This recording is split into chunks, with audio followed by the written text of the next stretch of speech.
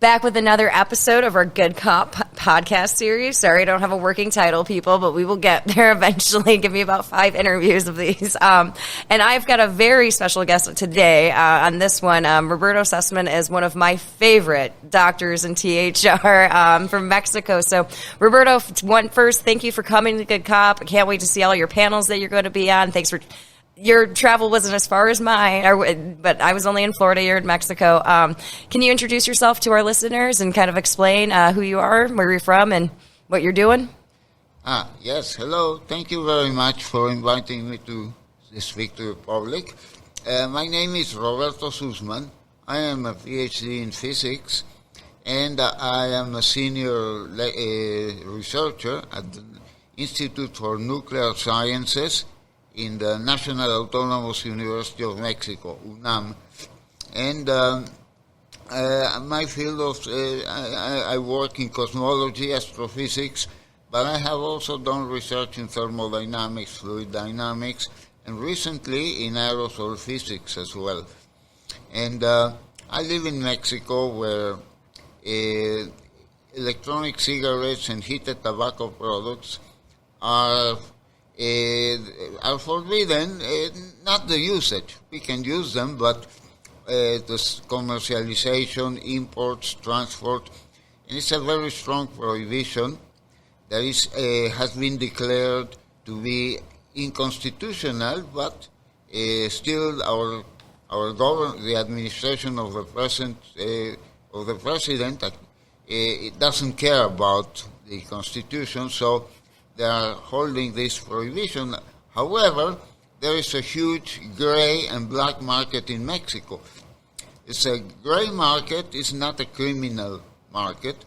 It is just people who sell it. They are outside of the law in the sense that they are not registered for selling vapes, or they simply are outside of the tax system.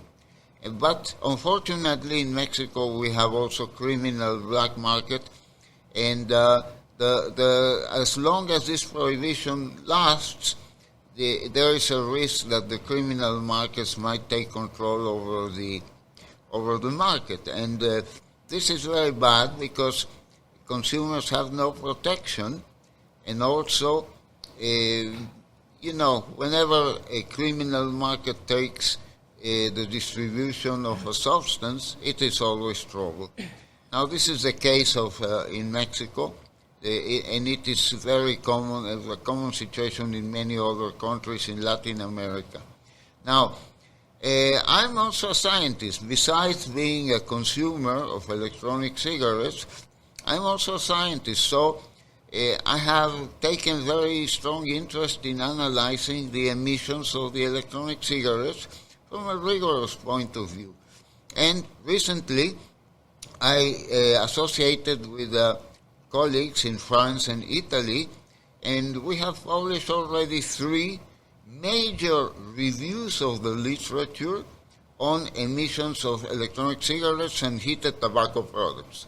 Now, this is very important because when we say that electronic cigarettes are much safer than cigarettes, we have to prove this rigorously, and this has been put into question, especially by the WHO and by different anti-tobacco groups in the U.S. They claim that it's not true, that electronic cigarettes are not really safer than cigarettes. So we reviewed the literature.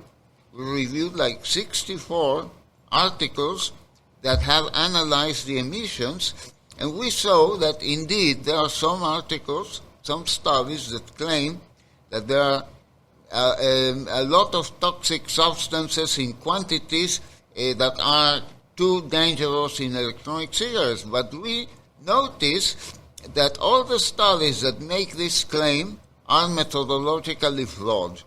Because when you do an experiment, you have to control the quality of the experiment. There are rules, right?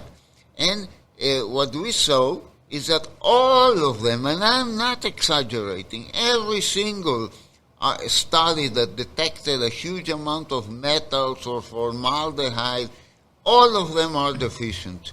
And so they are not reliable, and we can go back and be absolutely confident because it is an experimental fact. It is hard science. It's not politics. We can confidently say that electronic cigarettes and heated tobacco products are much, much safer than cigarettes, and they are legitimate harm reduction products. Anybody denying this, whether, I don't care if it is the WHO Campaign for Tobacco-Free Kids, the American Cancer Society, I don't care. They are wrong. And of course, they are not going to admit it because in the end the problem is political. But it is important to gather hard evidence, and this is one of my missions regarding the issue of tobacco harm reduction. We have to prove it, and it is advancing. We are reviewing papers that find harms from cells or from animal models, and we see that they are also very defective. It is a science moved by a political agenda to find harms. So we are in a mission, myself and all our colleagues, we are not tobacco people. I want to stress this. I've never received money from the tobacco industry. This accusation that we are somehow a tobacco industry fronts or whatever, this I deny categorically. And I challenge anybody making, and if a website called Tobacco Tactics has no legal value, because a website can say anything, right? Yep. So I challenge anybody saying that I work for the tobacco or I promote the tobacco industry to prove it.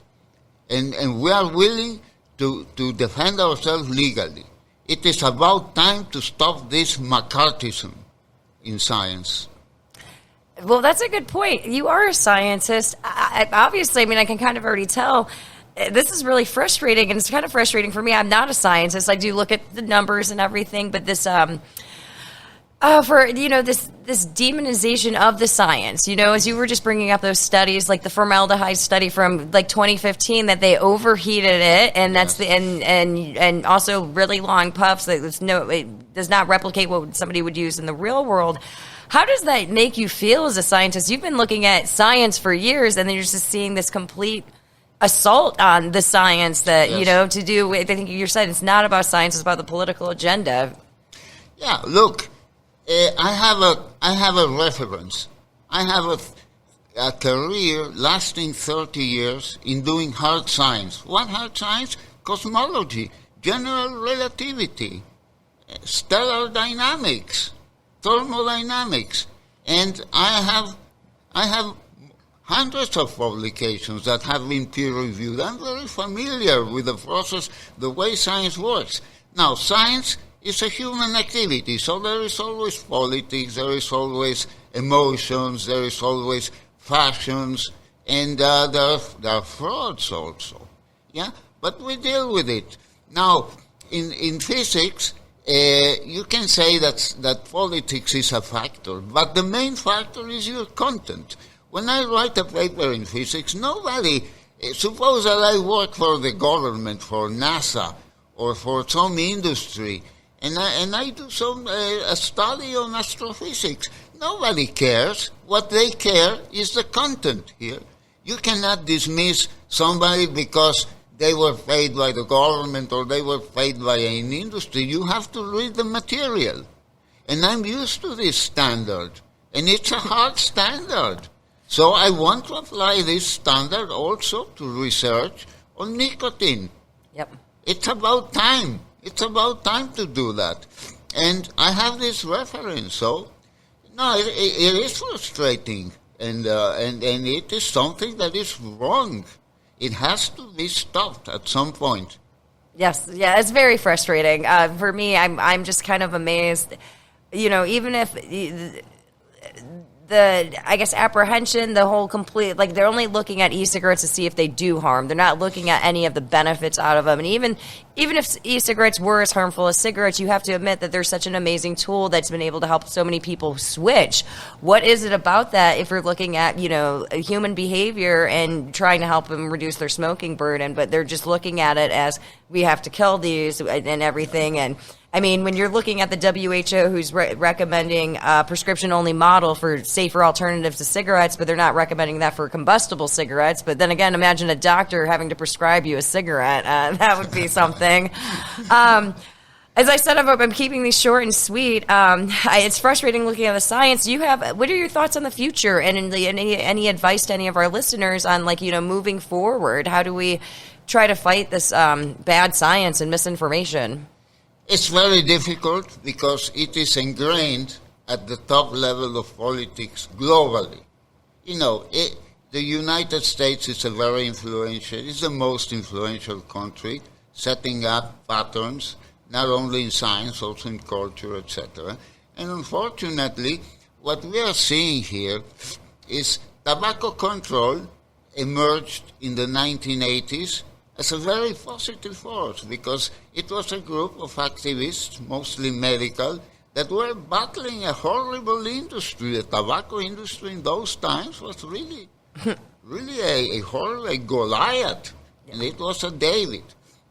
Now, things have changed. Now this David is a Goliath. It's a huge technocracy that is fighting smoking and tobacco with the same methods that they were using in the 1990s, when the reality has changed. In the 1990s, there was no alternative popular product. Yeah, there was oral tobacco, but it was not popular. There was no alternative. And the tobacco companies, they introduced this low filter that were real scams, right? But now there are alternative products that are becoming popular. And so they have to shift their paradigm. But what happens when you have a technocracy that is not subjected to any accountability? Tobacco control, nobody is scrutinizing tobacco company, and they face no accountability because they say any criticism is the industry. They are using the industry as a bogeyman to avoid facing accountability, right? And we have this technocracy. They know they a conservative, all-powerful technocracy that has no accountability is going to resist any change. And electronic cigarettes are a disruptive technology, and they resist that. And also the tobacco industry has changed. Tobacco industry today is not the same as before. They are now manufacturing harm reduction products. In Japan, the products they introduce in the Japanese market have dropped the sales of tobacco cigarettes for 50% in a period of 5 years. So I'm not saying that you have to trust the tobacco. Okay, don't trust the tobacco industry, but the tobacco industry has also to sit down on the table. We're no longer in the 1990s. We have to change the narrative. We have to change the approach. Tobacco control has to be subjected to accountability. They crusade against the industry, but what is the real tobacco industry? It's not Philip Morris. It's not British American tobacco. It's the Chinese national tobacco industry. They supply cigarettes to more people than all the others together. But the WHO and all these private groups like the Bloomberg Foundation, they are not going to touch them. They have no control over the Chinese industry. So we have to change the paradigm. It is obsolete now. Look, there are 1.3 billion people smoking, people who are going to live shorter lives and be sick. And there are alternatives that did not exist in 1990 or in 2003 when the FTCT was signed. So the world has to change that. We have to change the paradigm. It is urgent. I know it's difficult. Technocracies, they are resistant to change. They become conservative. Their vested interest, their private interest, like that, which, by the way, the Bloomberg Foundation is legitimate. I'm not against them, but they have to face accountability too. Mr. Bloomberg is not accountable to anybody. No, and he's like a god to a lot of people. And Yeah. he's not a god. He's just a man with a lot of money. Yeah, if you're a politician, you can lose your election. If you're an industry, you can lose your market. Mr. Bloomberg has nothing to lose. There's nobody, and that's not correct. He is legitimate what he's doing. I emphasize that. I'm not anti. He means well. He means well. And it is okay that he and Mr. Gates and all the philanthropists are investing, but they have to do it transparently. Yep. And they have to be accountable also. Yep. Right? So we need massive changes in the issue of tobacco, nicotine, and alternative products. Absolutely. Well, that was fantastic. You have any final thoughts or words you want to say to anybody? Yeah, well, something important. People, just notice how many consumer products have been subjected to so much aggression and attack as electronic cigarettes. How many? Not many. And the fact that consumption continues is very important. And this is what will save the day. Because in the end, consumers keep using them. Doesn't matter that the WHO is saying that it's dangerous, that it's the tobacco industry marketing, or that it is substances and the children. All these problems, they can be addressed very well. And consumption goes on. In spite of what the WHO and other powers are saying, consumption goes on. And this is what will save the day, because you cannot continue ignoring millions of people, and there are about 80 million people, right? And also, think that 80 or 90 million people are using, and there has not been a single case. Yeah, you can say EVALI, but EVALI was not caused by nicotine.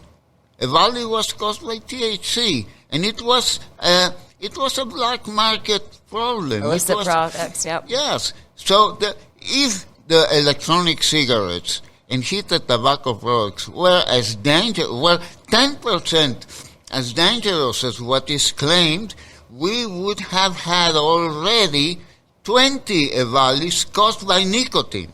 Yep. And it has not happened. Yep.